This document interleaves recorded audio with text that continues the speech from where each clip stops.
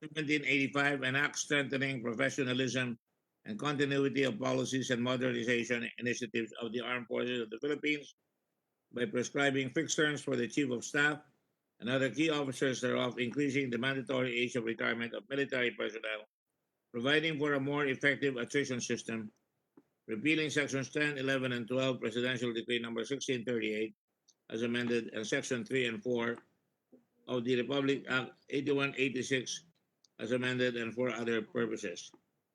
Before we proceed, may we call on our committee secretary, Claire Olay, to recognize our guest. Claire, would you please recognize our guest?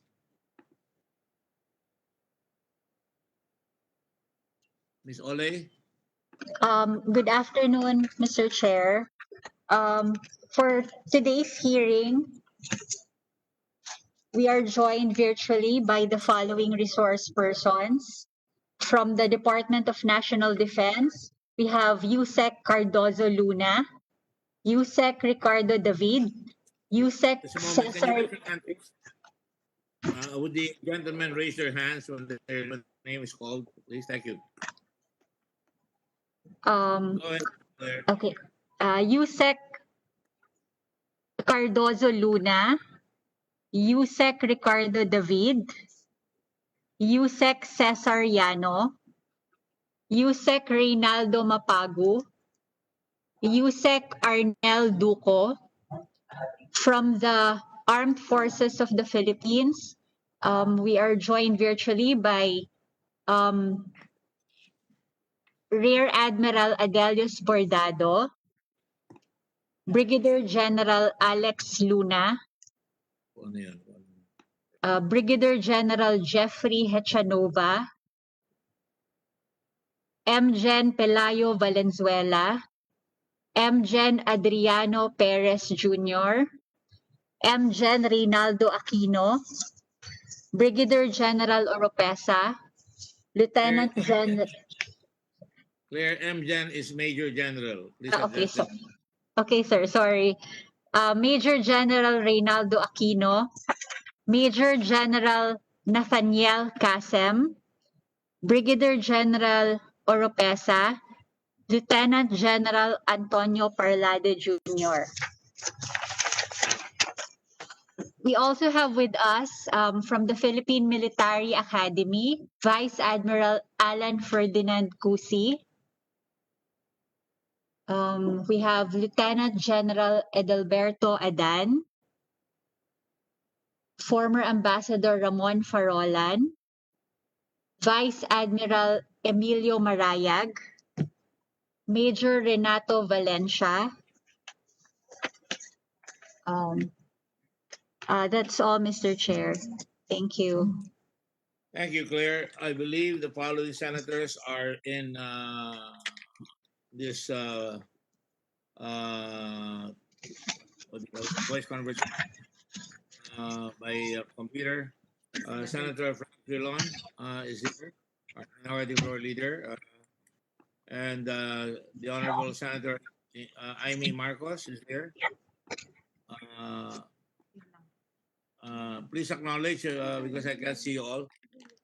I already said, Senator Drilon, you're there, right, Frank? Yes, I can see him now. And of course, Senator Amy Marcos, are you there? I saw Amy Marcos earlier. I'm here. I'm here, Bob. Good to see you Yes. again. Again, yes. Yes, both of you. Are there any other senators that I have not acknowledged? Good. Good afternoon, ladies and gentlemen. Distinguished generals, retired and active, admirals, retired and active. As I pointed out, we're going to discuss SBN 1785. The title I've already read. Per agreement in our last hearing, September 20, 2020, the Armed Forces of the Philippines have already submitted their simulation report on the proposed measure. I had been badgering the Secretary of Defense, Del Lorenzana on this, and I thank him He did call me that he had a meeting with the president, a sudden meeting with the president. He wanted to attend. He promised he was going to attend, but at the last moment, he had to excuse himself. We will miss him. Some of the comments proposals are as follows, and I'd like everybody to comment afterwards. First, the proposed point 1% uh, involving the size of the armed forces officers via the enlisted men will diminish the number of general officers and field officers in the AFP and consequently reduce the AFP needed personal strength. And then per PD 1908, the age of appointment in the JAGS, as opposed to the Judge Advocate Office, MC, I don't know what MC is, Marine Corps perhaps, and CHS shall not be less than 25 nor more than 40. Relatedly, the current law on retirement, specifically PD 1638 as amended by PD 1650, does not explicitly allow those officers commissioned under PD 1908 to complete 20 years active service for purposes of retirement. Thus, they recommend inclusion of provision to allow officers commissioned under PD 1908 to complete 20 years. The Armed Forces of the Philippines maintains its position of retaining the 56 years of age of 30 years of active service, whichever is later, as a compulsory retirement age for officers and enlisted personnel, regardless of rank. Inclusion of transitory provision that will specify those who will be covered by the new law, and the Armed Forces will concurs with the provision prescribing tenure in grade for enlisted men. I would like to reiterate the purpose and the vision behind this bill, which is to put stability in the Armed Forces of the Philippines and create the practice of revolving door chiefs of staff in the presently, because it is so inimical to the public interest, because it shows lack of continuity and stability and consistency in the leadership of our armed forces, so that policies cannot be made and continued, and that there's always somebody changing the vision before it even gets started. So the protectors of our country, of our citizens, must not allow political consideration to come into the picture, because this creates a situations which allow political patronage and accommodation, promotion that favors personalities over the security and defense of the nation. The Filipino soldier is a professional. He does not rely on the largesse or the personal favor of the president or the appointing authority or even the commission appointment.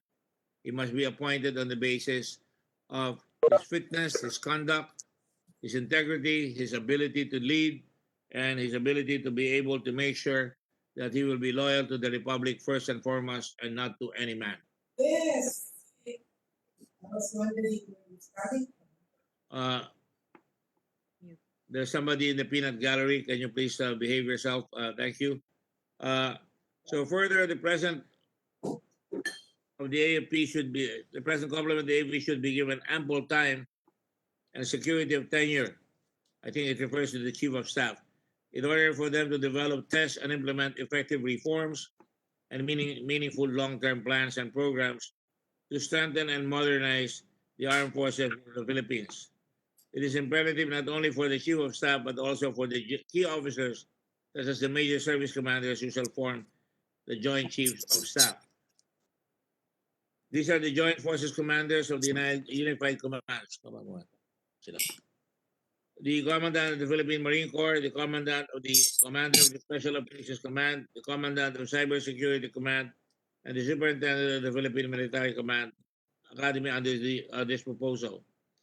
These key officers constitute the core leadership of the AFP, who should hold positions that require specialized skill and expertise that the must have been given time and be given time. In other words, to ripen into maturity and solidness, or institutionalizing it, or institution making insofar as leadership is concerned. Likewise, the Senate Legal Counsel whom we consulted, submitted their position on the constitutionality of SBN 1785, and concluded that the same is constitutional. The legal counsel opined that Congress may enact a law prescribing for a specific retirement age of military the military officers, or even for enlisted personnel, similar to or even different from the existing retirement of age in the armed forces of the Philippines. As worded in the Constitution, laws on retirement of military officers shall not allow extension of their service. Hence, Congress may pass a new or different retirement law for AFP officers, provided that such law will not contain a provision that will permit an extension of their military service. This is called from the discussions of the Constitutional Commission, which says as follows.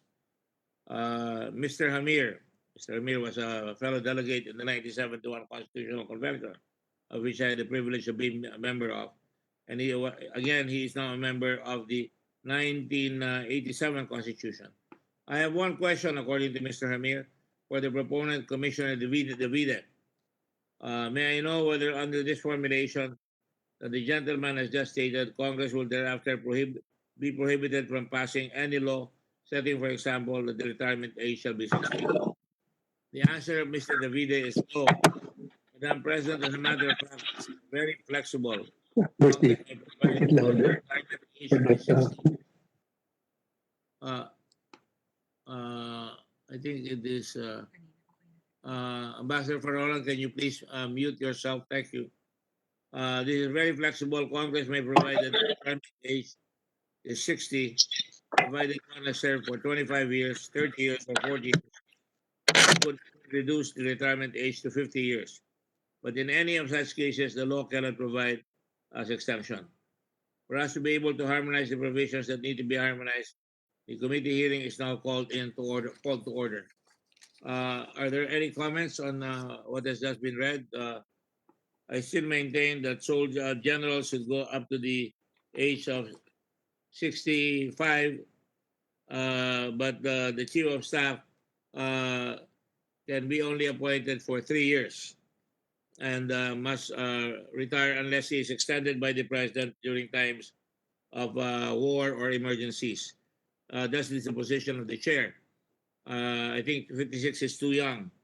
And if I may just add, there have been many ambush cases, for example, as told to me by a general officer whom I respect, probably because hindi naluto yung mga general na nalagay o magkamisan doon, hindi nila nakakabisa yung kanilang mga pinagsisilbihan, kaya naiisahan sila ng mga kalaban ng gobyerno. Kaya it's important that we get that maturity, that sufficient training, so that they will be able to create judgment under fire, a good observation of the terrain and the situation beforehand, so that maturity will be put to good use and prevent loss of life and the wounding of men and women of the armed forces of the Philippines. So I think 56 is too young. But of course, anyway, there will be what we call the attrition period, and the attrition period, or the attriting, will eventually help really keep the good and retire those that are maybe good but not as good enough to go on to a longer term in the military. That allows us to gain the experience, to preserve the experience of the people who are not attrited. I think the same goes for the enlisted men. With the enlisted men, it will be 56. If I was watching a movie not too very long ago called Operation Pacific, starring John Wayne, and when one of the chiefs died, non-commissioned officer, I never forgot that. I saw that a long, long time ago when I was a kid, and I saw it again recently. And he said, and I quote, after the guy died, he said, well, before he took care of you, meaning to the chief who just had been killed, he took care of Larry. Before Larry, he took care of me. And before me, he took care of Pop. Chiefs have been taking care of this man's Navy for a long time. It is the non-commissioned officers that take care of the Army, of the Navy, They are the liaison.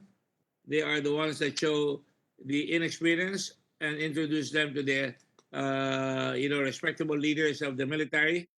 They're also the listening post, the ears of the and eyes and ears of uh, senior officers. I was a mayor of Olongapo. I grew up there, and I remember, and I was always fascinated by.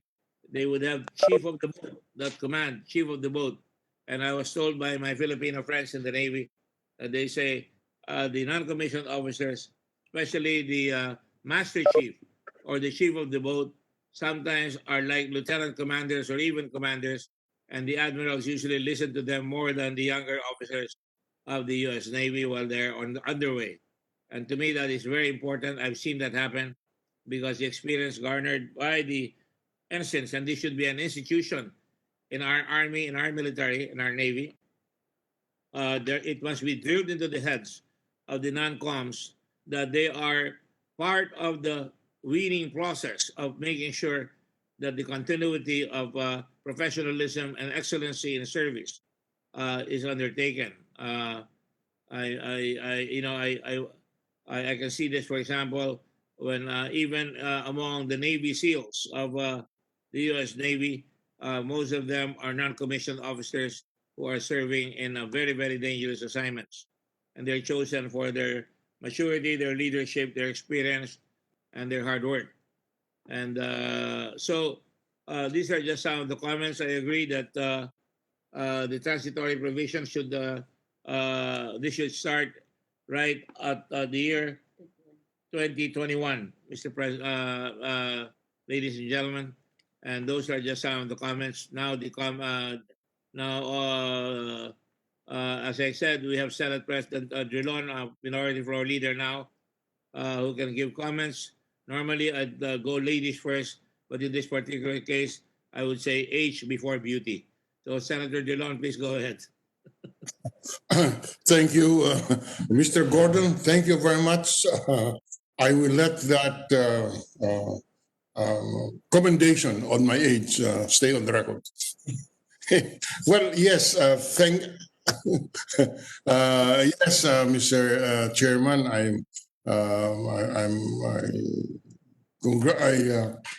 am interested in this particular issue, and I'm glad that the committee is having a second hearing.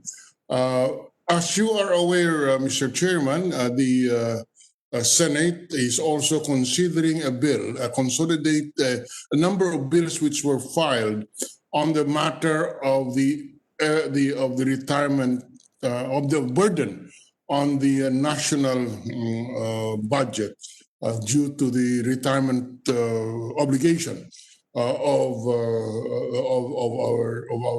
the government on our men and women of the armed forces. The issues are very complicated, and a solution. We're trying to look for a solution. And one of those issues that is being looked at would be the retirement age, because indeed the present retirement age is a cause of the very heavy burden on the national budget. We're not saying that this is wrong. We are saying that this is something that we have to confront. How do we solve this? During the committee hearing, the resource persons testified that as of today, over 113 billion pesos is in the national budget for the retirement of both the AFP and the PNP. And according to the testimony of the Armed Forces of the Philippines, this allocation increases by about 6% every year because of the number of retirees who are increasing, the number of the indexation issue, etc. So there is an effort on the part of the committee led by Senator Lacson to see how we can come up with a just solution to this issue. And again, I repeat, the matter of the retirement plays a crucial issue in the resolution of the problem because of the because the retirement age really is a factor that we must consider. Right now, part of the menu of the solutions being considered is the GSIS fund, GSIS to administer a retirement fund. And the issue also is the over 5 trillion pesos that right now is being looked at as the that we have to fund for the past service liabilities of our armed forces and PNP personnel. So these are all varied issues that must be looked into. Now there is a technical committee composed of the National Treasurer and the GSIS, who together with some other technical people are working on various simulations on the burden on the national budget, how we can resolve this. So this is in this context that I'm glad that Senator Gordon again called this to a second public hearing to further clarify whatever issues there are in the, with our armed forces and the Philippine National Police. Thank you, Mr. Chairman, for giving me this opportunity to make an opening statement. Thank you, sir. You're most welcome, sir. Senator Aimee, do you have a comment?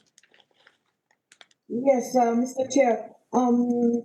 Like our minority leader, I am grateful that the second hearing has been conducted, especially as Secretary Lorenzana appears to have joined us. I'm not certain, but I saw that earlier.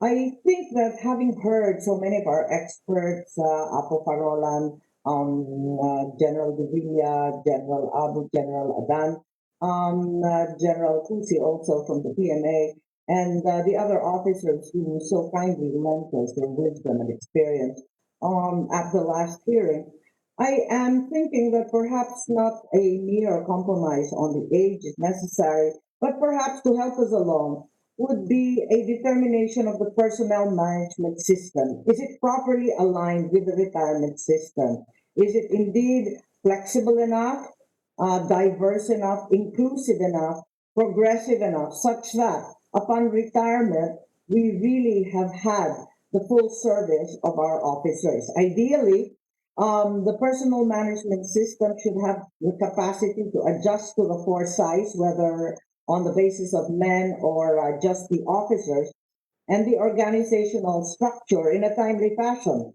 The personnel management should allow for variations in career lengths across the wide spectrum of military skills. Which skills, after all, do we really want?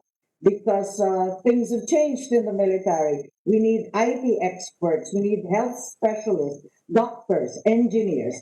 Are these the people we want to recruit? At the same time, should we not begin to think of variations in career lengths in the spectrum of military skills, as well as begin to open our eyes to the possibility of sabbaticals so that they can return for training, longer assignments, or tours of duty, generally encourage the careers of younger officers destined to be senior officers. Finally, of course, there's the compensation scheme that has always been a problem. Perhaps if we can align the personnel management system such that it better reflects the needs of the military, we can finally come to a retirement system or a retirement age that meets our requirements. And thence to address the humongous problem of the pension and retirement fund that at the moment seems overwhelming, despite the actuarial studies of the experts at GSIS, our military, as well as the finance managers of our government. That's all, Mr. Chair. Perhaps we can have a look at all of those issues too, and thank you for providing us the opportunity to review all these aspects of age in the military. Thank you. Thank you. I will now open the table to comments. I just have a few questions on the matter of the retirement on of the sabbatical. Senator Marcos, there is such a thing as time in grade, which means that somebody has a time, for example, 6 years for a first lieutenant to make captain, and That's right. so forth and so on. So that should include it when he is part of sent to, let's say, Fort Bragg or Australia. Good. That should be part of his tenure in grade, if I'm not mistaken, if that is the correct term. He has Yes, 6 that's years. correct. That's why perhaps we should be more open to that sort of arrangement, given that that would be especially attractive to those with unique skills and the professionals in the military corps. That is the chairman's view. That's why the chairman's view is that should be considered.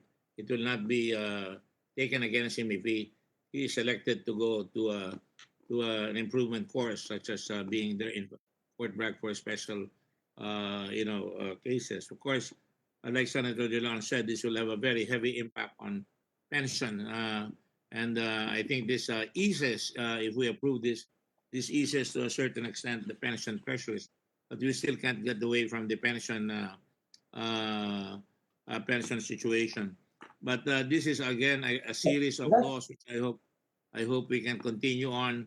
Perhaps one of this will be including ROTC, or for that matter, even the matter of conscription of, let's say, 2 years in service by our young people, as they have in Singapore. In Korea, I don't know whether that will pass here in our country. I hope it does. I wouldn't mind having my grandchildren serve in the military. I think it's a great equalizer. But then again, that's predicting the future too soon. In the meantime, there's also the matter well, of Mr. Chair, to confound Senator Drilon on our problem, there are also those who say that it is unfair to require the 20% for a retirement or pension benefit, that those who have not served the entire 20 years but served well and faithfully should also derive some kind of pension. But the amounts get bigger and bigger. They're just beyond comprehension at this point. well, Senator Jalan and I have discussed this before, if I'm not mistaken, even in the previous Congress, and I agree with him totally. We both agree on this matter. I think there should really be a complete 20-year before they get into any kind of retirement. Now, I think Secretary Lorenzana is logged in. Secretary of Defense Lorenzana, are you on board? Welcome if you are on board. Secretary Del, are you there? Well, I'm sure he's going to sound off the moment he's there. And also Lieutenant General Roberto Ancon recently logged in as well. Now, the other comment that I made, I think, I don't know if you caught it, is there was a comment made by the committee that studied the bill on the retirement, was that they were saying that it should remain at 56. And I did say very, very openly that I think the attrition system will take care of that, and that I would say that they should go until 65 if they are qualified. But if they don't make the attrition, they will retire. I think 56 is too young an age for retirement, gentlemen. Now, the table is open for you to make any comments on what has been reported to us, so that if we can agree here, hopefully we can pass this for the committee report, complete the committee report, and begin to discuss it in the plenary. Are there any comments, gentlemen and ladies? Just raise your hand and state your name and position. Yes, Vice Admiral. Yes, sir. Good afternoon, Your Honor, Mr. Chairman. Sir. I just would like to comment, sir, on one of your statement, that the armed forces should maintain 1% of its strength for officers.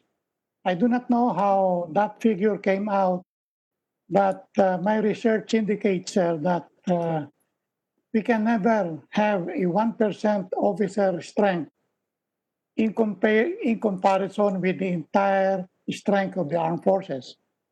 In the US, for example, the officer to enlisted strength ratio is 12.5% in 1965, and now it is raised to 17.5%. Well, what I'm saying, sir, is that 1% would be too small, or a ratio for officers to enlisted. I would suggest, sir, that probably we should go as much as 10 to 12% of the strength of the armed forces dedicated to the officer corps strength. Now, If as I to may, the, yes, sir. excuse me, if I may, that suggestion never came from me. It suggests the 1% came from, I believe, Secretary De Villa, DND, and from DND. And the report here was submitted pertaining to the attributing that statement to me came from the simulation report. I think 1% will indeed be too low, and I agree with you.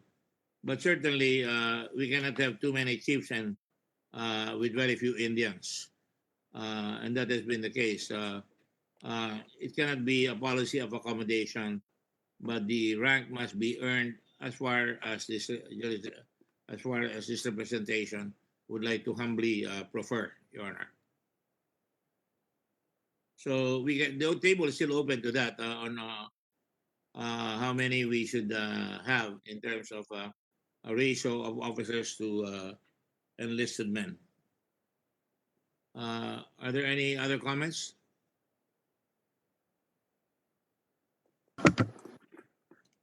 From the Department of Defense, sir. Yes, please go ahead. Sir, I'm Undersecretary Luna of the Department of National Defense. Probably the 1% being referred to is the 1% of the officers' corps shall be the general or plug officers. Maybe that's what was being referred to. 1% of the officers' corps. We have now 13,000 officers. So if it's 1% of the officers' corps strength, that will be 130 general officers or plug officers. So probably that's the 1% that's being referred to, sir. And what do you think of that, sir? Would that be too little or too many? That's our recommendation, sir, from the Secretary of National Defense. So 130 flag officers. Yes, sir. Then I tend to agree with that. Maybe with just a little bit of the tweaking of the numbers depending on the need. But certainly, we cannot have too many generals, too many positions for our military. I think we should continue to foment the rise of our younger officers and make sure that we keep as many of the trained officers that will come out. There's also another point here on the matter of the academy superintendent, where originally we said 4 years, but the recommendation is that it should be only 3 years, not 4 years. Are there any comments on that? Yes, General Of National Cardoso. Defense, sir. Sir, the reason why we're recommending 4 years, sir, so that the superintendent of the Philippine Military Academy will be able to supervise the training and education of one batch of cadets from first year to fourth year, so that he will have a complete supervision of one whole batch. So we are asking or requesting that the superintendent may be given a term of duty of 4 years, but he will not be he cannot be a candidate anymore to be a chief of staff. He will retire as superintendent of the Philippine Military Academy.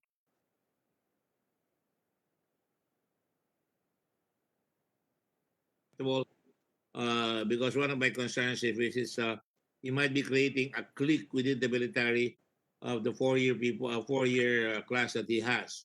But since he will not be anymore recommended for chief of staff, I think that more or less softens the blow. Does anybody else agree with that or disagree with that?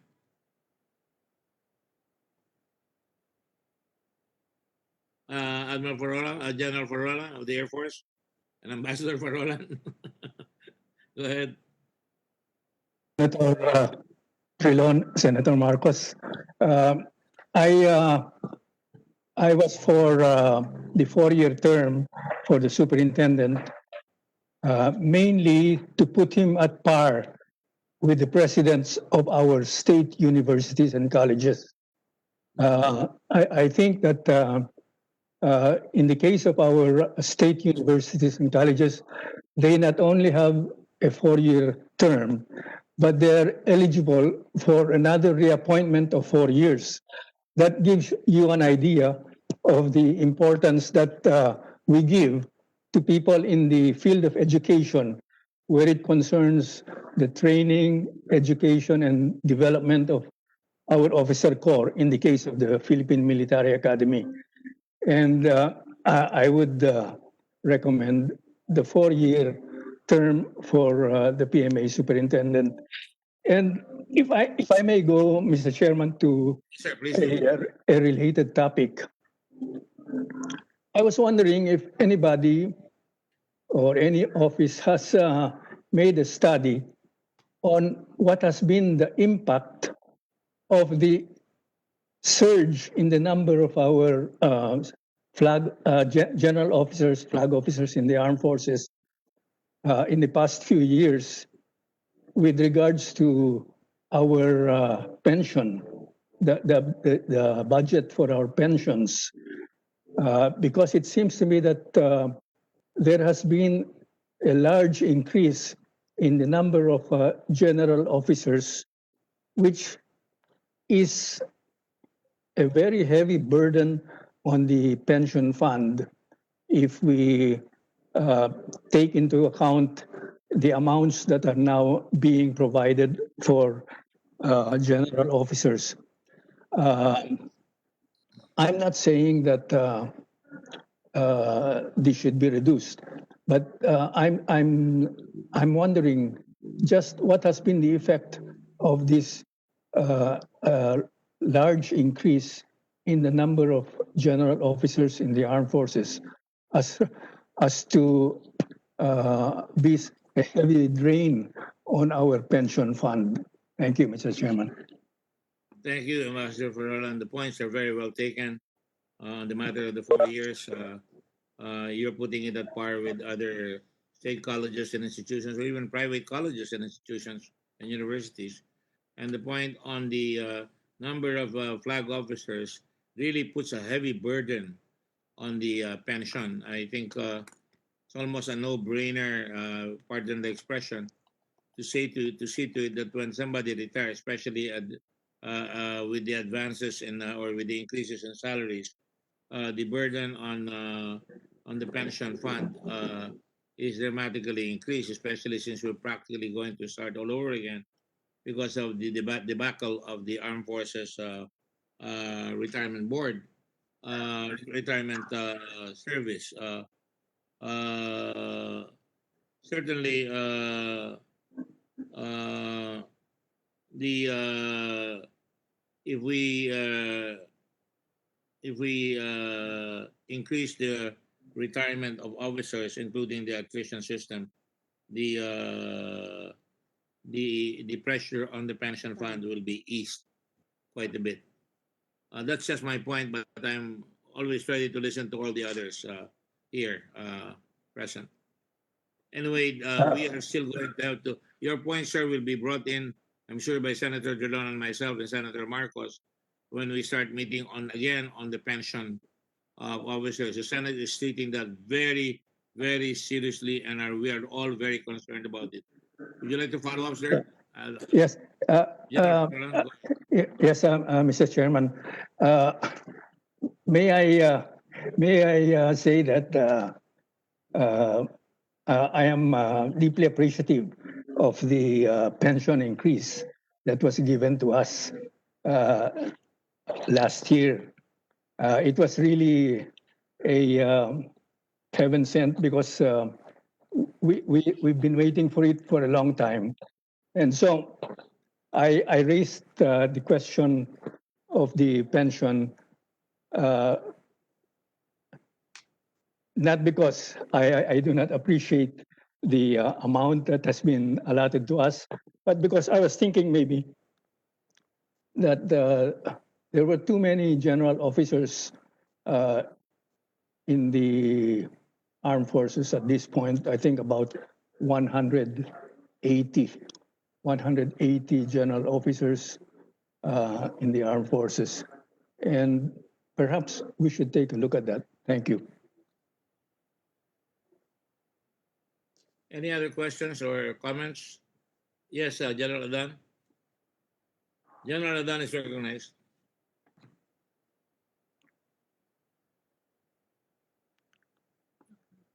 General Adan, you might be still on mute.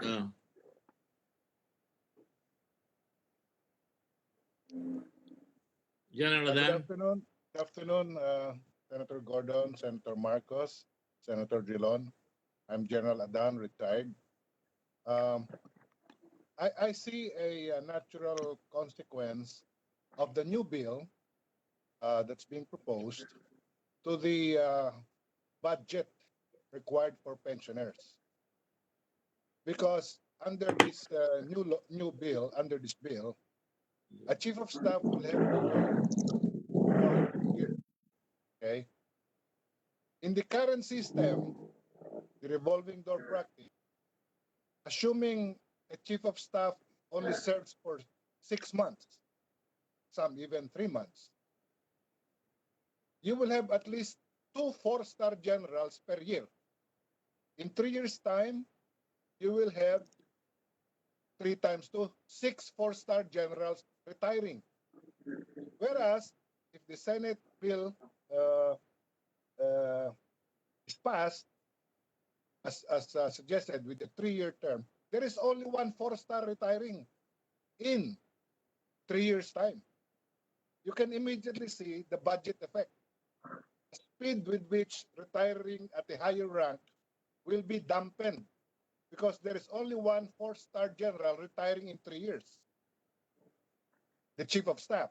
Whereas in the current system, revolving door, at 6 months per chief of staff, you have 3 years. So immediately you can see the effect of the current proposal. Thank you, Mr. Chair. Point is indeed hits the target and hits the mark. I agree with you. Are there any other comments from the resource persons? From the Defense Department, sir. Secretary Luna, go ahead, please. Sir, you mentioned earlier you mentioned that you were going to give a fixed term of office for some positions. You included the Philippine Marine Corps, the Commandant of the Special Operations Command, and the Commander of the Cyber Security Command. As of now, sir, as far as the Cyber Security Command is concerned, we do not have that organization yet. We only have a cyber group which is being commanded by a lieutenant colonel. We are still starting with the cybersecurity capability. With regards to the Special Operations Command, this is under the Philippine Army, and it is being commanded by a 2-star general. And the Philippine Marine Corps is also under the Philippine Navy. So in our recommendation to your committee, sir, we did not include these 3 positions to be given tour of duty. Yes, sir. Forgive me for interrupting, Secretary Luna. That is the statement made by the simulation committee, not by me. I just read the simulation committee report. That's not me. And certainly I don't agree with that. Okay, sir. So that's also our recommendation, sir. Do not include those 3 positions in the fixed term of office or position. Thank you, sir. Yes, sir. The statement I made, just to be clear, once and for all, was simply to report on what the simulation committee submitted to this representation. And I'm sorry if I caused some misunderstandings, including the 0.1%. That is not my position. And I again, we agree with the with the Defense Department's recommendation. Thank you, sir. Thank you, sir. Any other comments, please? I would like to go back to the Philippine Military Academy because that has got to be taken up. Does everybody agree? Can we take a poll or a raise of hands? Should we keep the Philippine Military Academy superintendent for 4 years? Those in favor of having it for 4 years, the alternative being against is 3 years. Those for 4 years, please raise your hand now so we can see you. I see Secretary Parola raising his hand. Put yourselves on video so we can see your hand. Secretary Luna, are you against it or are you for 4 years or 3 years? Because I heard you say you were for 4 years earlier. Yes, okay, that's 3. Vice Admiral, are you for 4 years or 3 years? Our recommendation, sir, is 4 years. So you're for 4 years. So Yes, far, sir. everybody's for 4 years. Anybody else? Please put yourself on video so we can see you. All the others, please put yourself on video and then raise your hand if you're for 4. Yes, that's sino? Valencia, Renato. Rene Valencia, whom I met in PMA many years ago. Thank you. 4 years. And the other one here on the left is Philippine Navy. Ano ba na? Bordado. Dado. Bordado. Boy Dado. That's 6 votes. 6 na, no? Apo. And anybody else? So there are a number of you here. So anybody for 3 years?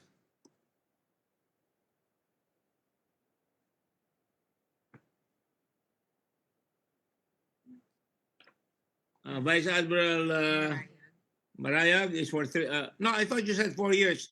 Vice Admiral, you said 4 years. You voted for 4 years. 3 years, sir. 3 years. 3 years. Oh, so you're changing your vote. Okay. Well, okay. And Edadan, are you for 3 years or 4 years? 4. All right. And anybody else? Edadan is for 4 years.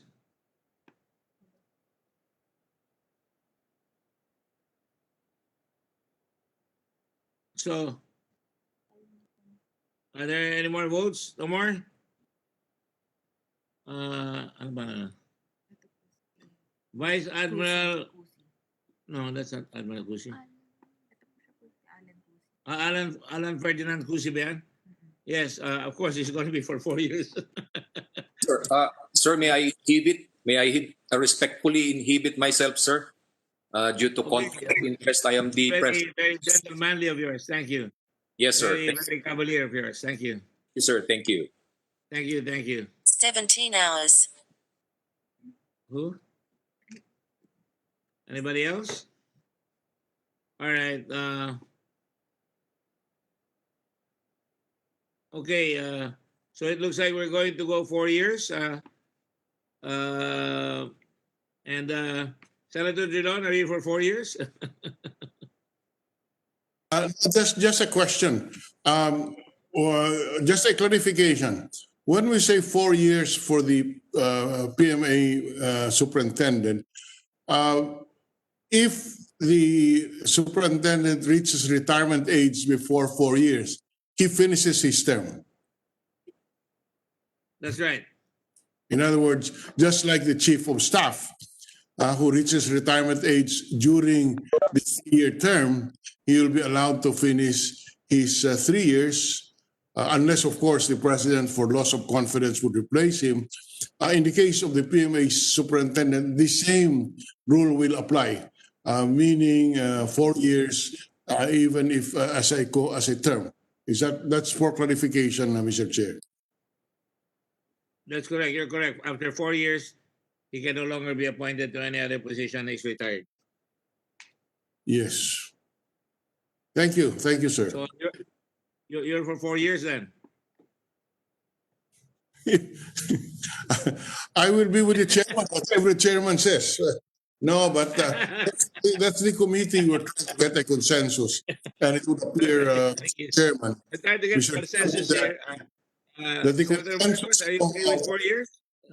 the consensus among our resource persons, if I get it correctly, is that 4 years as a term for the PMI superintendent is the most viable, acceptable to those involved. So, It being understood that he will no longer be appointed, he's retired after that. and yeah, but yes, not only that, that if he reaches retirement age while he is serving as superintendent, the 4 years he will be allowed to finish his 4-year term, notwithstanding his reaching the compulsory age of retirement. We would like to be clarified. I see this representative of the Department of National Defense disagreeing. I have no view. I just wanted to get a clarification from our resource persons as to what is the consensus. My specific question is, assuming the PMA superintendent, which has a term, whose term is for 4 years, reaches retirement age before completing his 4 years, will he be allowed to complete his term of 4 years?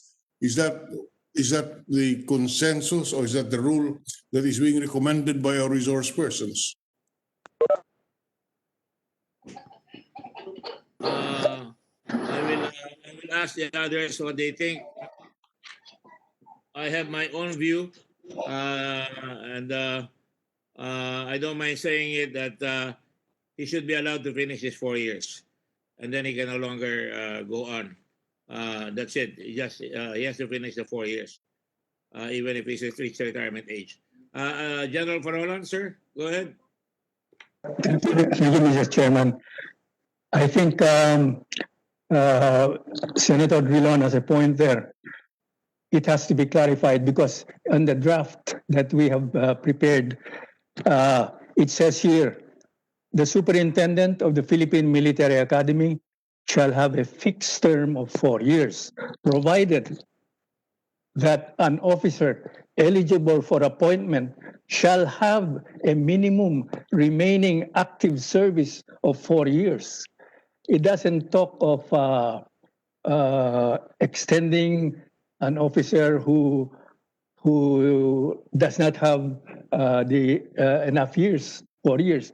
So in my understanding here is that whoever is appointed superintendent of the Philippine Military Academy should have a minimum of 4 years, so as to enable him to complete the 4 years that we are giving him. He should not have been appointed if he has less than 4 years. Thank you, Mr. Chairman. Thank you, sir. And Daniel, Thank you, General Farolan, for Ambassador for that clarification. In other words, an officer who has less than 4 years remaining in his service is disqualified from being appointed as a PMI superintendent. That's very clear. That's the implication of that rule. Yes, we're clarified, Mr. Chairman. But I was also musing that if he is the best for the position, if the president so desires to appoint him, even if he has 2 years left in his career, he can finish the 4 years but not be appointed anymore. That is my view, and I could be countermanded by the thinking of the others.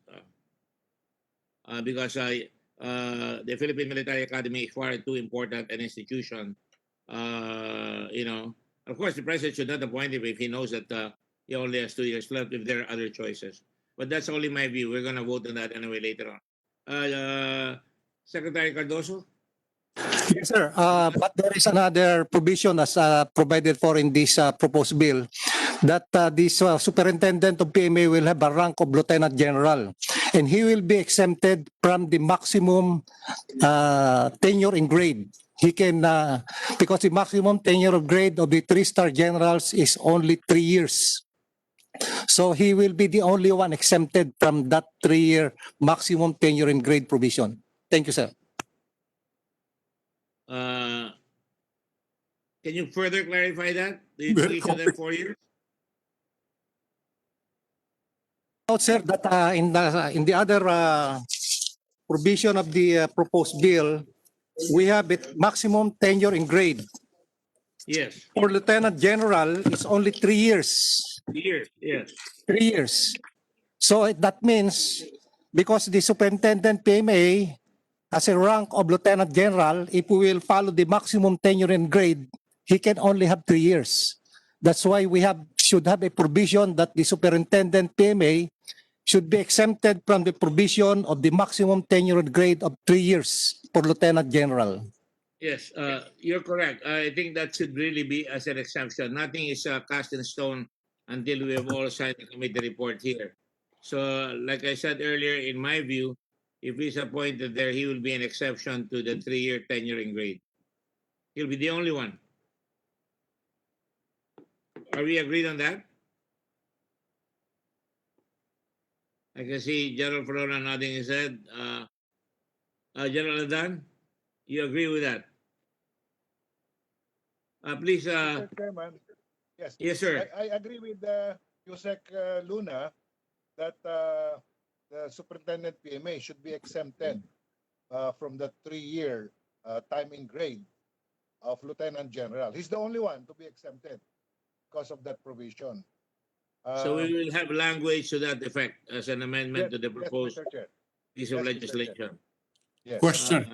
Question, Mr. Chairman. Senator Dillon, go ahead, please. If we are going to exempt the PMA superintendent from the 3-year term of being term in tenure in grade, is it not inconsistent with the requirement that he must have 4 years of service, or at least 4 years remaining in service? Just a question. Why is there a distinction? Shouldn't we also extend the superintendent of the PMA to enable him to complete his term, regardless of his retirement age? I'm just raising a question for the consideration of our resource speakers. If I would repeat, if we are exempting him from the number of years of being in being in tenure in grade, why are we not exempting him from the from the compulsory retirement by requiring that he must have at least 4 more years of service and disqualifying in effect an officer with only 3 years of service can no longer be appointed? I would like to make a statement again. I've always been a risk taker, you know that, Senator Dillon. My point here, and I'd like to listen to the others, of course. My only point there is that there must be somebody that the armed forces must look into, and there are 2 people that they are the beacons of exemplary leadership.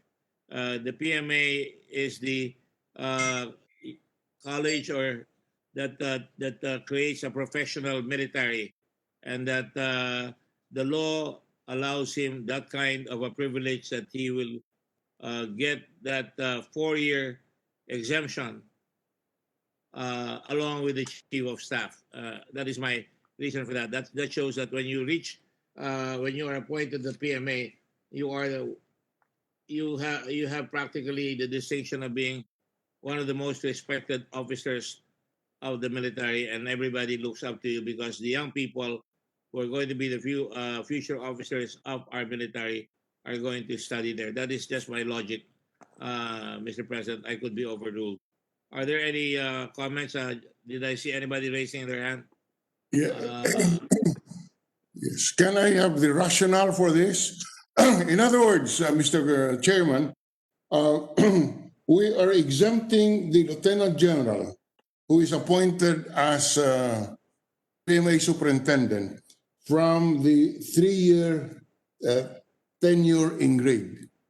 But we are not applying that rule insofar as the retirement age is concerned, so that he cannot be appointed as superintendent if he has less than 4 years. So we would like to know the rationale for this difference between the two situations. you're correct. The assumption is, as far as I'm concerned, that he still has years to serve. That was the premise that was made earlier. That he still has years to serve. The retirement age under the Constitution is very clear. Only the Chief of Staff can be extended. If the gentleman concerned that is going to be appointed as chief, as a head of the premier educational institution of the military is concerned, it is assumed that he still has years to serve, but he will be the only one that will be allowed to have 4 years to serve, after which he can go off into the sunset. That would be what I intended, because I would like to see people looked up to in the military as a soldier. I don't know if that's enough rationale for that. General Farolan?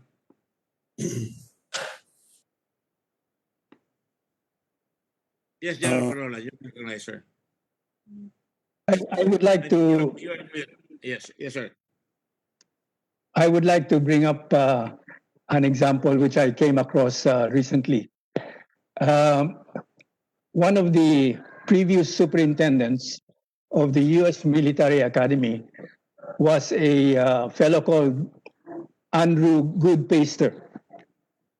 He last served as NATO commander before retiring. He was retired as a 4-star general, but after a few years, they thought he was so good an officer that they wanted him recalled to duty as superintendent of the U.S. Military Academy. So they called him back to duty with the rank of lieutenant general, 3 stars. He retired already with 4 stars, and yet he was willing to come back as superintendent with only 3 stars.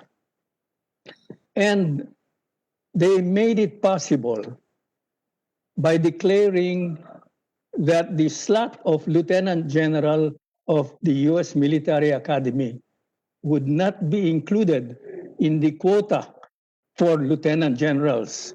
In other words, it was out of the quota that is provided for this particular rank, just to get him in. So I was wondering if this could be some solution similar to the example I gave. They removed this the 3-star quota in the U.S. Military Academy out of the normal quota for 3-star generals, just so he could continue. And by the way, after he completed his 4-year tour of duty as U.S. Military Academy superintendent, he was retired for the second time. But he was retired as a full general, the same rank at which he first retired as NATO commander. Thank you. Well, nothing could bring down a good man, I suppose. But again, like I said, the post of head of the military academy is a very superlative post. And I suppose all armies of the world would like to get the best and the brightest, and he should be given a certain leeway or allowances for being appointed thereat. Of course, we cannot avoid the constitutional prohibition that only the chief of staff can be extended. I'm only saying that when I say that he was appointed, let's say, but let's say he still has years to go to 65, he can retire already because he has reached the pinnacle of his career. And the only other pinnacle is the chief of staff, which, if the president so desires, he can appoint under extenuous circumstances. Yes, sir. Go ahead. Who's the gentleman raising his hand? Rene, is that you, Rene Valencia? Rene, I think you're on mute. Sorry.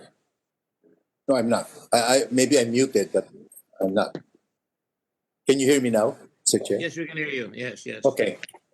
As a management practitioner, I think we can simplify it by giving the same fixed term as that of the chief of staff to the PMA superintendent. Automatically, they can be extended beyond retirement age, and there is no need for a prerequisite to have remaining 4 years before being designated as superintendent, giving the commander-in-chief a wider latitude in selecting the superintendent. So by just simply stating that the chief of staff will have 3 years fixed term of 3 years, extendable beyond retirement, and for the PMA superintendent with 4 years, extendable beyond retirement, automatically he's exempted from the timing grade, which is incidentally for attrition purposes, nothing to do with tenure or anything like that. The term in the timing grade, I think, is only for attrition purposes, meaning if you're a lieutenant general and you exceed 3 years, you should already retire. If you cannot go up one rank higher or something like that. I don't know. It's just my humble opinion, section. Thank you. Mr. Chairman, can I ask a question? Will that complication, would it be very difficult and would it violate principles, certain military doctrine, if the PMA superintendent has a term of 3 years so that it jives with the Stop. tenure and grade of 3 years? Is that really is the that can solve the complicated issue? Also,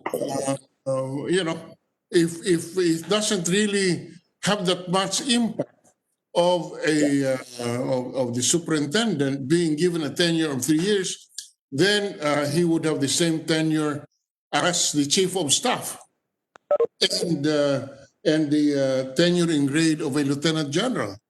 That simplifies things, and it goes. You don't have to grapple with so many issues as to whether beyond retirement for the PMA superintendent, it's an extension of the retirement. An argument can be raised on both sides. With Senator Gordon as a good lawyer, he can defend either side of the situation. But to avoid that debate, is it really difficult to have a PMA superintendent for 3 years? Senator Gordon, yes. General Dan, go ahead. I try to answer Senator Drilon. I was a superintendent of PMA myself. The job of superintendent, as described earlier, involves cadets studying for 4 years. And the rationale for 4 years is to see to it that the class that the superintendent starts with is able to see them graduate. He's able to see their progress of that entire class. Now, let's look at the job of other 3-star positions. 3-star positions in the AFP involve unified commanders, for example, and the major service commanders. It is not aligned with an academic program unlike that of PMA, which is 4 years. So a unified commander, West, Midcom, Tencom, etc., has 3 years because following the management rhythm of first year learning the job, second year implementing it, third year refining it, evaluating. That the natural cycle of 3 years is there for a unified commander, a major service commander. It's not tied up to an academic program, which is 4 years. That I see is the rationale for the 4 years. Now, Mr. Chair, in the last session, I mentioned that the example of the Japan National Defense Academy, whose director is appointed for 6 years. And yet, his vice director, the deputy superintendent of the National Defense Academy of Japan, is an active duty 3-star general or admiral. But the director of the National Defense Academy Japan is a civilian PhD, a professor who serves for 6 years. Ang deputy niya yung general. And Japan Defense Academy is the closest to PMA now. Why did I say that? Because Japan has a tri-service curriculum, very much like PMA. Unlike West Point, where we always compare the PMA, West Point is only for the Army. They have Annapolis for the Navy, and they have the Air Force Academy for the Air Force. So actually, to me, the closer comparison is that of Japan. A tri-service academy. So those are, I think, the rationale for the recommendation of 4 years. Thank you, Mr. Chairman. I'd like to address Senator Drilon's. Well, I think it's very simple. Keep it simple, as they say. The other side of keeping it simple is that prohibit the president from appointing somebody who cannot complete his 4 years because he's going to retire on the 4th year. So which means to say, the ones that can be only appointed will be the ones that can complete 4 years without extending his term. That's the only way we can put it. I don't know if Senator Drilon would agree, but I agree with all the arguments made. I really believe that General Adan is correct when he says it takes a while to learn the job. He's growing with his students. This is the class of Good Paster. This is the class of MacArthur, who are all superintendents of the U.S. Military Academy. And I think that there will be an effort by each superintendent to show that he really came up and made sure na yung klase niya talagang niluto niya into becoming good officers, great officers of the military service of our country. Kung 3 years nga naman, hindi luto. So the only way I think we can solve it is if we say only those who will be able to complete 4 years will be eligible for appointment in the Philippine Military Academy, because if he's going to go beyond the 4 years, it will be violative of the Constitution.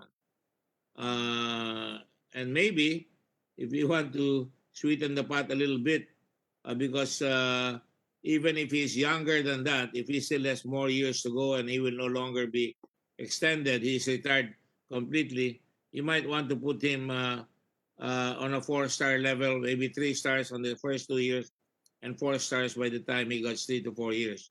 That is just a thought. Because to my mind, we have to look at somebody who will, write or define the kind of cadets that the kind of officers we're going to have in the future. And I think nothing would really encourage General more than to say, this is the class of General so-and-so, and he really did a great job. Magaling lahat yung mga estudyante niya. Of course, he can also be removed. And if he's making a mock out of it, and you can have another guy finish the last 2 years of his term or the last 3 years of his term, depending on the situation. But I think I tend to agree with those with the 4-year position, simply because I think that will create real competition to try and get the best and the brightest really trained in the best and the brightest way. That is just a thought, Your Honor. General Parola?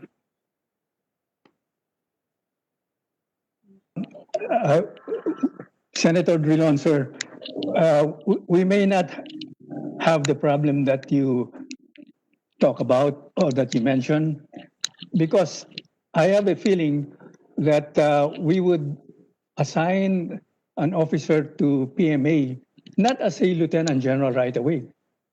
He would probably go there as a brigadier or even a major general.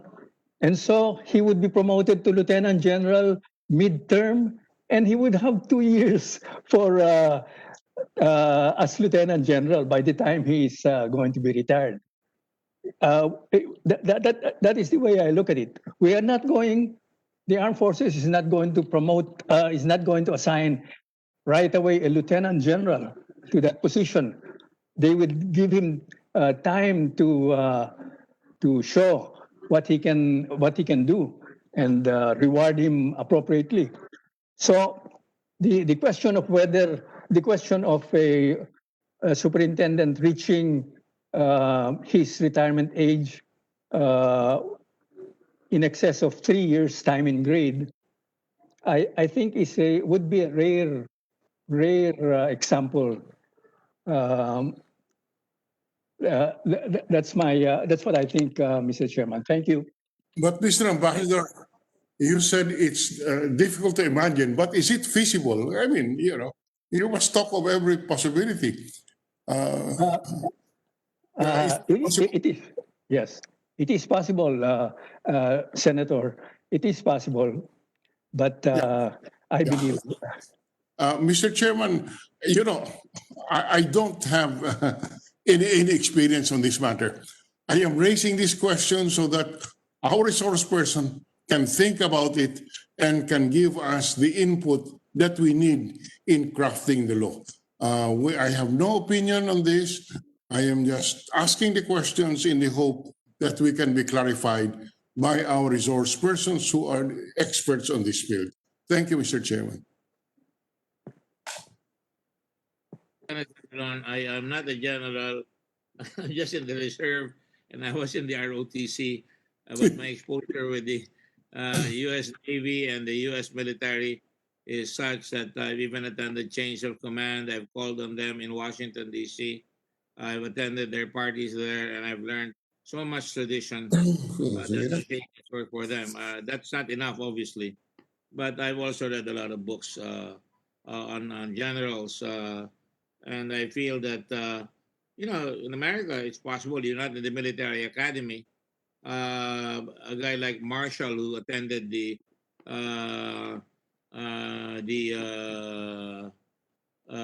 military academy of the South. I forget the name right now. And he became the chief of staff of World War II of the military, of American military, and went on to become Secretary of State, Marshall. And of course, you could have somebody as ordinary as Dwight Eisenhower, whom MacArthur called he was the best secretary I ever had, or something like that. And he later on became president of the United States of America. So it really all depends on the situation. And to my mind, 4 years would be good for the academy, and he could under brigadier general 2 years, and they could be promoted within 1 year apart. Actually, and he, with 4 years, 4 stars, and I wouldn't mind that because to my mind, I think there will be 2 positions that all soldiers will be aspiring for in our army service, and that will be the chief of staff. And anything closer to that is, of course, still good, and also the Philippine Military Academy. But I leave it up to the consensus here. You are the ones that are going to have to reckon with your experience, and with your experience, you can give hope. So hopefully, you can give us your comments on the matter. Again, are there any other comments on this point before I go to another comment that I'd like to ask?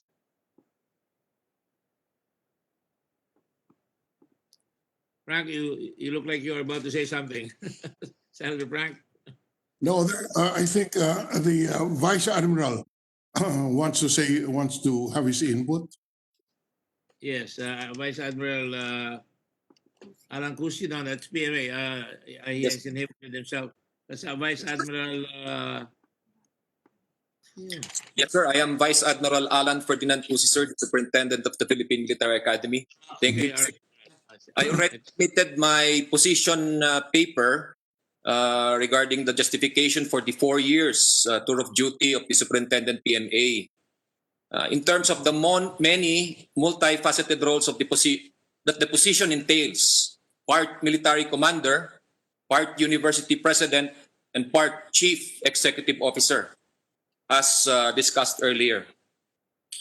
So, and not only that, the superintendent's role in character development, as you have said earlier, is very, very important.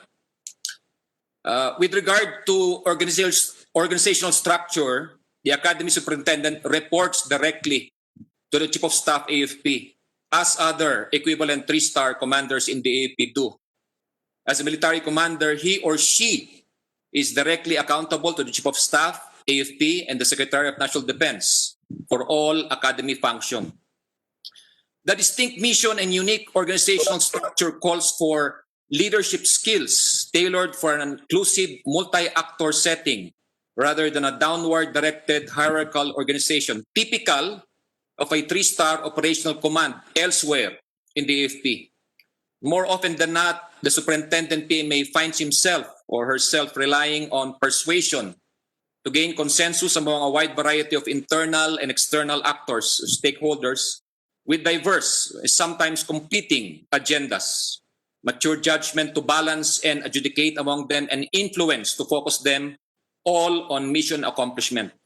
So indeed, the mission that the superintendent PMA is charged with fulfilling is distinct from a typical 3-star operational commander in the AFP. Not warfighting, not simply training nor limited to education. Superintendent PMA must lead a holistic development mission which involves training, education, physical development, and character development of a challenging group of 18 to 22 years old, growing up in a 24 hours a day, 7 days a week, military leadership laboratory of 4 years duration. With regards to the role of the PMA superintendent relative to a university or college president, the fundamental role of the superintendent PMA is also different from that of a university or college president. The superintendent PMA is responsible for producing leaders for the profession of arms. More specifically, he or she is a commissioned officer of the Armed Forces of the Philippines who is charged with preparing and commissioning another generation of officers who will immediately become part of their services officer corps upon graduation. He or she is responsible for the mental, physical, and moral development of those leaders. Moreover, he or she is responsible for the lives and well-being of the cadets, air cadets, and cadet midshipmen, 24 hours a day, 365 days a year. University presidents are responsible for providing the academic setting and the resources to educate. They are not formally responsible for the physical development of all students. They are not charged with the mission to prepare graduates for warfighting leadership roles. They are interested in ensuring integrity within the academic environment, the safety of the students, and the career placement of their graduates. And while they are concerned with building honorable men and women, they are not singularly focused on character development. Unlike a university president, an academy superintendent has the very real challenge of ensuring that all aspects of the whole person development are balanced day to day in a way that will ensure that the academic, physical, and character development goals are consistently met. Finally, while the role of university presidents can be defined as spanning a period of time from several years, as stated a while ago by Cavalier Farolan, Ambassador Farolan, sir, that of the academy superintendent currently must be defined in a period of 3 to 4 years. Indeed, various era in a university or college's history are often labeled with the president's name. Not so in the case of the Philippine Military Academy. Thank you, sir.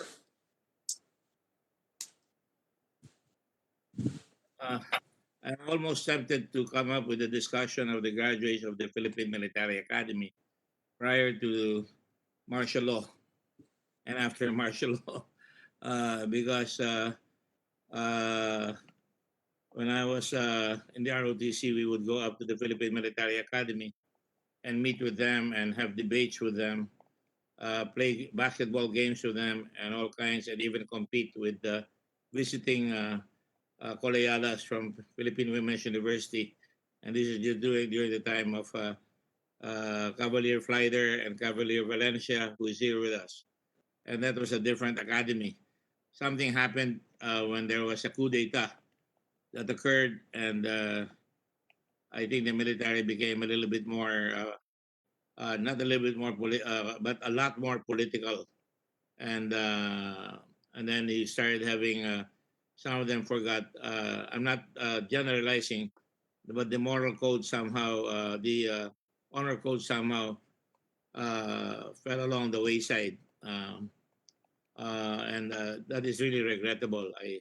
I yearn for those days because I really looked up to the military men and women, sila General Yan, sila General Ilato, and all the other generals. In fact, there were even non-academy graduates who became four-star chiefs of staff that did very well. And that's why, to me, this is a very important discussion we're having to make sure that the Philippine Military Academy is treated with the right leadership and the right tenure and the right, the general is correct when he says you're really running a well-rounded institution, co-ed, you're teaching philosophy and, values and ethics, and at the same time, you're teaching people to make war. You're teaching about military history and other things. And you really need somebody who is really superlative in his skills to be able to make sure that the military, the graduates, will be people that we can look up to, will be able to say no to corruption, will be able to stand his ground in terms of following lawful orders and not go beyond what is against the Constitution. And, more and more as I've gotten older, I've seen that has changed. And I used to be taught that the military, the religious order, the religious class, as well as the educational class were the three major institutions in the country, and the military was always there. So I just want to say that I would like to maintain my position that it should be 4 years. In fact, the academy should have somebody that they can look at. I think the competitive advantage of having a class selected by the best and the brightest to lead a 4-year class of cadets, that is something that is the idealistic. I don't know if it will happen in reality because sometimes presidents themselves have forgotten any form of code of honor. And that is sad, but that is the way our democracy works. So I guess the long and the short of it is we must all have to decide on what we do. And I think I've mentioned my side. I don't know how the committee will side. I think Frank Renon, and I rarely see him.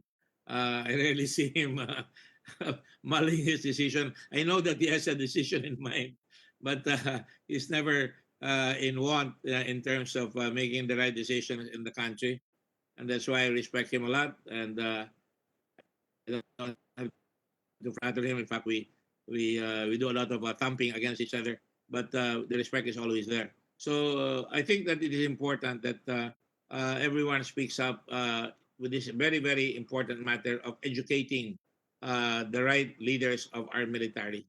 And it's not a question of years, it's a question of quality. It's a question of character, as you said.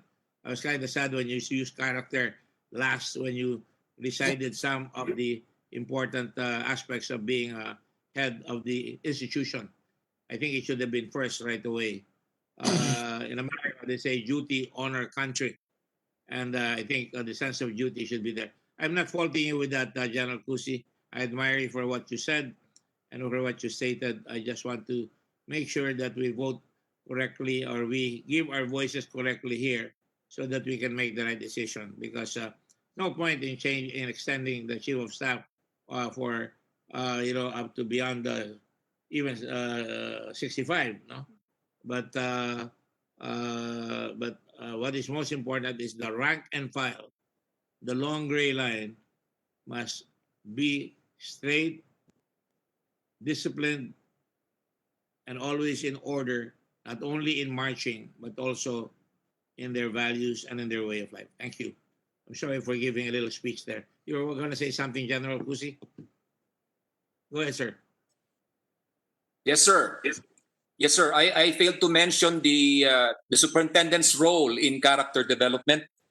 The superintendent's vision must encompass the idea that leadership and character development stands at the forefront of everything that takes place at the academy. And the character part of the leadership development is the most challenging. Each and every word, action, and mannerism of the superintendent sets a tone and establishes what's important. Indeed, the superintendent PMA can never not lead. For an institution charged with developing leaders of character, being of exemplary character and professionalism is fundamental to the roles of the superintendent. Character is to be modeled in every venue and ethical conduct demanded everywhere and at all times in the academy. Since the superintendent is responsible for developing leaders, developing the character of his or her charges is of primary importance to the entire leadership team. And since character development takes place during tests in every area of life as a cadet, Air Force cadet, or cadet midshipman, leaders in every endeavor, faculty, company tactical officers and NCO, coaches, officer representatives assigned to sports teams, and leaders within the corps, brigade, company, platoon, and squad all have a leadership role to play. The academy teaches leadership and ethics in and out the classroom. Certainly, this is important, but even those involved in the teaching, the tactical officers and the civilian instructors, are inclined to say there is a limit to what can be taught with regard to leadership and character. Rules can be taught, compliance enforced, and consequences realized. But let me be clear, however, that character development is more about inculcating and absorbing the values of integrity and selflessness and seeking to live a life consistent with those values after graduation. That is a challenge to be addressed by the superintendent PMA and the whole PMA community with each incoming class and throughout the academy. Thank you, sir. Very well spoken, sir. Very well spoken, sir. Thank you very much. I think for that alone, this meeting has been well worth it.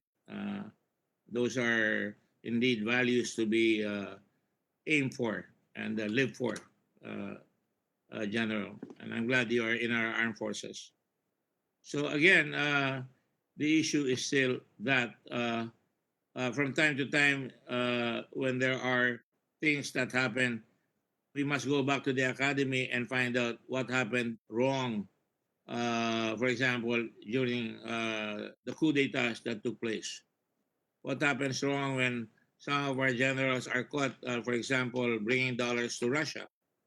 Or some of our generals are caught, for example, doing things that they ought not to do, such as murder other people. Or these are things that I think will go back to the academy, and a good superintendent will be alert to make sure that he puts his ship on even keel right away when there's such a thing like that may happen. Those are just points that I'd like to make here as well. That's why I thought I'd dwell on this a little bit longer than I should. Forgive me for doing so. Thank you very much. Any other comments? Yes, sir. Uh, Gentlemen, wearing the dark. Sir, I'm Commander Lopez of the Armed Forces Cyber Group, sir. What? Cybercrime. I'm with the Armed Forces Cyber Group, sir. Yes, of course. Yes, sir. I would just like to register some points. I don't know how will this matter with the proposed bill, but first of all, sir, is the cyber domain is being is already declared by the armed forces as another domain of armed forces operations. So if there is land domain, air domain, maritime domain, there is cyber domain now. And in fact, the cyber domain cuts across all these other domains. And the cyber group, which is intended to become a command later on, um, hopefully will expand to something that will be able to um, do its mandate as mandated by law. First of all, sir, I would like to say that it should probably not be called AAP Cybersecurity Command, but AAP Cyber Command, because cybersecurity would mean probably just looking into the networks within the armed forces. The AAP Cyber Command is mandated to more of a cyber defense in general. So that's my first point, sir. Second, sir, is regarding PMA. I graduated from that institution in 1992, and I am still commander because there is a provision that promotion of officers with pending case will not be given. So probably one of the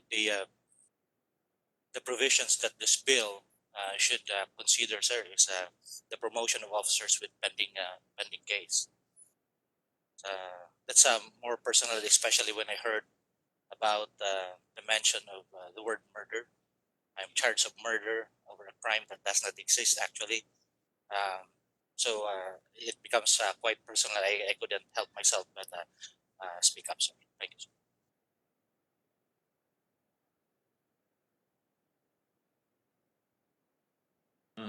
This is a commander. This is a democracy still, and I'm glad you spoke up. You'll have your day in court, I'm sure, unless you've already had your day in court. Cyber Command is certainly the command of the future, and it's going to be sooner rather than later. Unfortunately, we're not ready yet for it to become one of the service commands that will be part of the Joint Chiefs of Staff. So, nonetheless, thank you for your comments. Can we just go on to just a few more comments that I need for enlisted personnel? For enlisted personnel, the retirement age is 56, regardless of rank. And then I go back to the commissioned officers. The commissioned officers will retire at the age of 62, and the chief of staff at 65. Are we all in favor that non-commissioned officers should be retiring at the age of 56, including the sergeant majors of the republic, especially the top kicks of the military?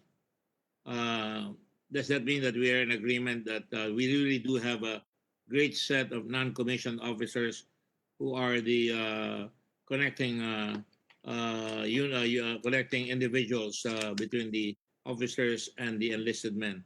And if we have some very good ones, either because of their skill in the Air Force, for example, as mechanics or technical people, or in the ships as chief of the boat, these are things that I think we have to consider. Otherwise, we will just remain at 56. Are we agreed on that? The non-commissioned officers will be retired at 56.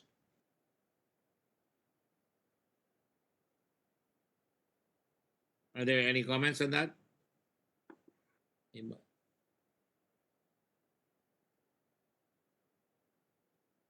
To be sure, all the other countries have the retirement age for non-commissioned officers average like 55 or 56. So do we want to be different from them, or do we just stay at 56?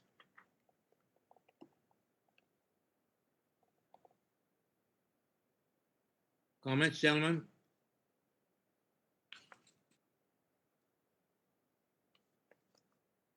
Yes, Ed, General Adan, you're on mute.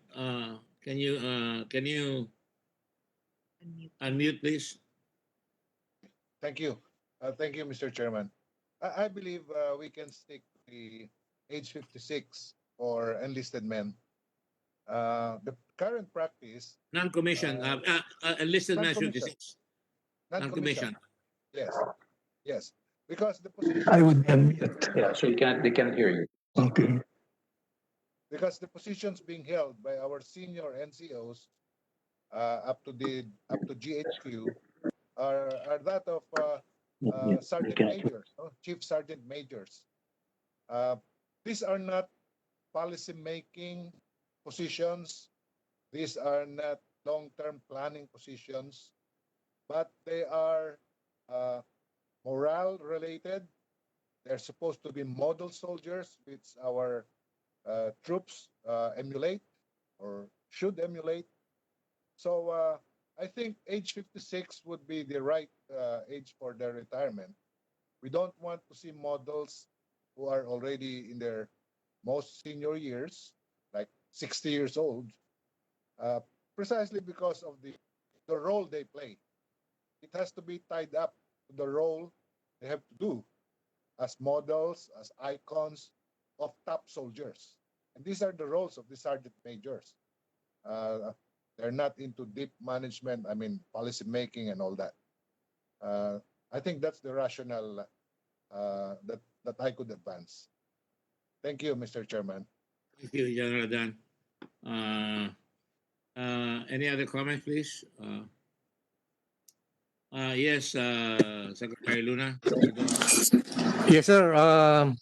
As far as the department is concerned, we are 456 years old, and the main reason is to keep our armed forces young, especially the enlisted personnel. We have to keep our armed forces young, just like the armed forces of other countries, because as of now, the average age of our enlisted personnel is already 47. This is too old. And we have here a recommended provision for maximum tenure of grade of enlisted personnel from E1 to E10. E1 is the private and E10 is the highest rank that they can get into. And by following this maximum tenure and grade, we will be implementing an attrition policy that so that as you go up, you attain this maximum positions, maximum tenure and grade, you will be attrited if you're not promoted to the next higher grade, such that those who will get to the rank of E8, E9, E10 will be very few already. So we keep the lower rank of the pyramid of the enlisted personnel as young as possible, so that our cutting edge, the fighting force, we have young enlisted personnel. Thank you, Your Honor. Points very well taken. Thank you, Secretary. I spoke to Secretary Lorenzana and he had the same views earlier this morning. May we have other comments, and then we can go on and complete this so that we can sign the report if we have to already. Any other comments, please? If, okay, I'll go to another point. I think we're agreed on 56. Commissioned officers will retire at 62. Is that good enough for you, or 60 or 62? I think 62 will be best. I think. If there are no comments, we'll keep it at 62 then. And the chief of staff at 65.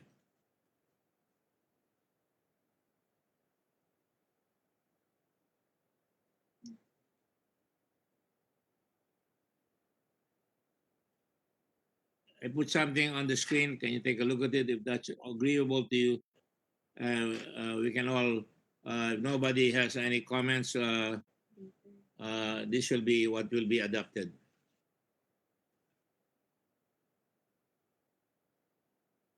All right.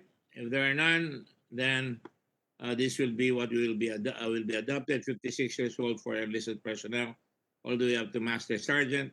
62 years old. Of course, this is all subject to attrition or attriting. 62 years old for senior non-commissioned officers with the rank of sergeant, master sergeant. No, that they are all 56. That is we did not agree on 62 for master sergeant and sergeant majors. They will be at 56 as well. And for commissioned officers, it will be 62. And then for the chief of staff, it will be 65 years of age. Mr. Chair, Yes. Yes, Yeah. Senator Yes, Amy. I'm here. Yes, I recall from the last meeting, however, that 56, we all agreed was too young, but 65 was too old. Are we changing our opinion on that? Because we were advised by one of the military officers, I cannot recall now, that as it stands, we have one of the older armed forces in the region. Indeed, we are insofar as the enlisted is concerned. Yes. And that's why we maintain it at 56. But 56 is too young for commissioned officers. Yes, yes. So we want that to go to 62. And we decided on 62. And only the chief of staff remains at 65. And that's it. So 65 is not all the commissioned officers, because that's what it said on the slide. Yeah, that's wrong. I see. Yeah, you corrected that. Yes. It's just the chief of staff on his own. That's right. Sole Okay. one. I see. And if you want to appoint the Philippine Military Academy, we would have to put up language to the effect that only those who will have ages that during their 4 years that will not go beyond 65 can be appointed to the Philippine Military Academy as superintendent. Is that agreeable to everybody? Yes, Secretary Luna. Sir, as I mentioned earlier, the position of the DND-AFP is for the enlisted personnel up to the age 56 only, not 62. That's what I said. So nobody will go up to 62. I'm going to inject a little humor. You know what they say about people who are hard of hearing? Yes, sir. Thank you. Thank you, sir. So I saw it there. And for the officers, those who are from for the officers, they will, for the rank of up to colonel, the retirement age is 56. Also, only the general officers can go beyond 56. Oh, that's new to me. Because there's an attrition period for colonels. I think they have to be a general within 3 years. The tenure in grade 4 colonel, sir, is 9 years. Let me just look at my notes, please. Tenure is 3 years. Lieutenant General is 3 years. Major General is 3 years. Brigadier General is 3 years. And for Colonel, 06, 6 years. 9 years. So maximum tenure in grade is 9 years. 9 years, sir. That will be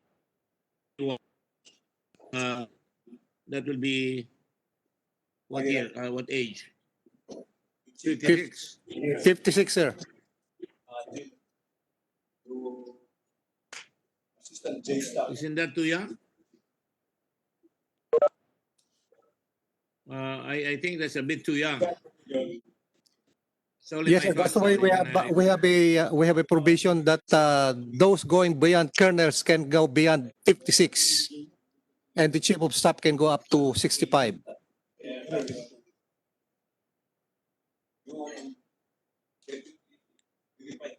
so a full colonel can retire at 56. Must retire at 56. That doesn't help the pension plan too much. Di ba? Kung 56 yan napakabata. Wala, pareho rin lang. Pareho rin. Oo. Walang tulong yan eh.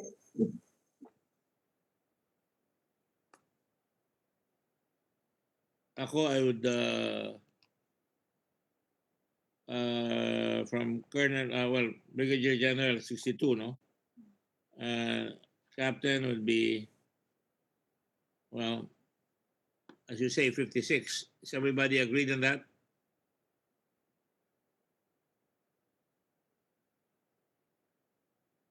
I see Edadan nodding his head. And I see a questioning look from Admiral Marayag. Ano ba? 56 ba tayo sa Colonel? Ed? Unmute yourself, please. Mute, yeah, go ahead, Ed. Unmute, please, Ed. Ed, we can't hear you.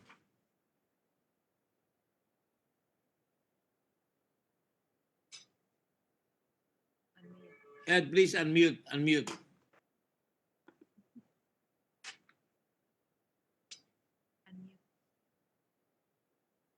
Okay, thank you. It's the admin, I think, that controls the muting. Yes, Mr. Chair, I believe after 9 years as a full colonel and he reaches 56 and he doesn't get promoted to general, that's the end. What Yeah, we're right. trying to, in the system that's being introduced, it can be summed up into you either go up or you're out. If you don't get promoted to general and you have 9 years as colonel, then you're out because the positions are filled up already with the Yeah. generals filling the positions because of their fixed tenure. So really, only the best really goes up. Yes. And if you're not promoted, then you're out. I think that's the paradigm that we're Understood. establishing. Understood, Thank sir. you. Thank you. Anybody else has a point? I'm okay with that. So if there are no other points, we'll keep it at that with the maximum tenure in grade 9 years. If you don't get up, you're out after 9 years, right? Yes. Yes, Mr. All right. Chair. Thank you. And if you're a lieutenant colonel, if you don't get in 7 years, you don't get promoted to colonel, you're out as well. All right. Okay. All right. Thank you, and so forth and so on. Are there any other comments? Are there? I think we're done. With the permission of my colleagues here, are we ready to submit the report? Is Frank Dillon still there? Amy, you're okay? Are you going to move to Yes, submit I the was report? going to move, yes, sir. I was going to move to draft the committee report with the end in view also of doing so in the context of the simulations and other studies to be done regarding the retirement and pension fund so that they'll all go hand in hand for. But I'm sure the good chairman will do that. So with that, we endorse the finalizing of our committee report and hope that the good chair has inspiring time with this difficult question. Thank you, Senator Amy. We'd like to thank all the, with that, we are going to submit this. I hope this really becomes a game changer. I like the words of Ambassador General Farolan when he said they've been waiting for this for a long time. and so with Secretary Farola, Secretary De Lorenzana, and many of you. And we thank you for your very, very candid and very, very worthwhile and thought of recommendations. We hope that we can come up with a very, very good bill. Please follow through during the debates on the plenary. And I think there's also another bill in the House. So if you have your friends in the House, please follow through as well. May I know the name of the cyber group commander? I don't have his name here. Commander Reynaldo Lopez, sir. Reynaldo Lopez. All right. Yes, sir. Yes, sir. Thank you very much. Are there any other comments? Please free to call me anytime if you have latter comments. You can submit it to the committee as soon as possible. In the meantime, I will give you the advice as Senator Marcos has said it very well. We will write the committee report. So if we have comments, and then we can still try to put it in if it's okay with us. It now belongs to the world of the senators.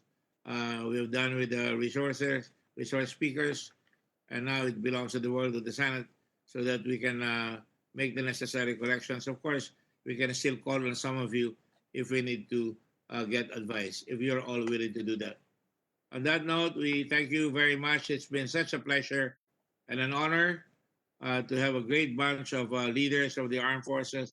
All of you have been stalwart and certainly intelligent and certainly sincere in your recommendations, and the committee salutes you. Thank you all very much. Mabuhay kayong lahat. Mabuhay ang Pilipinas. Thank you all, and God bless you. God bless you. Salamat po. Thank you very much. Thank you. Thank you. Thanks, Jaime. Thank you, sir. Thank you. Thank you. Si Jaime, palaging present. Parang ang person na lang magawa sa Ilocos, attend ng meeting. Opo. Okay. Thank you. Hindi, daming Ilocano eh. Ang daming Ilocano sa AFP. Maraming interesado rin sa bill na ito. Oo, daming naglalabi po eh. Si naka-fatigues. May I have the name of the person in fatigues? Comsencon?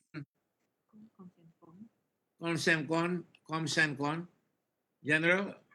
What is your name? Gerlang Cancer. Sir, Gerlang Cancer. Gerlang Cancer, yung dati mo kasama nun, sir. Hindi na kita nakilala. Sorry. Thank you. Yes, sir. We won't forget Sir. each other. Yes, sir. I'll try to call you, sir. Pagkukunin ko na number mo, sir. Anytime. Yes, All sir. of you. You Yes, need sir. blood, you need an ambulance. I hope you don't need it, but if you need it, the Red Cross is always there to support you. Hindi pa. My number is 0920 Sir, yes, sir. 952. Yeah. Yes, sir. Ako ba yung intelligence officers may photographic memory? Yes, sir. Go ahead, sir. 0920 952 952. 7232. Yes, sir. Thank you, sir. Thank you, sir. Yes, sir. Thank you, Jan, Secretary Luna Cardoso. Thank you. And certainly, Vice Admiral. Can I add something, sir, which is not related to, this is related to the pension law.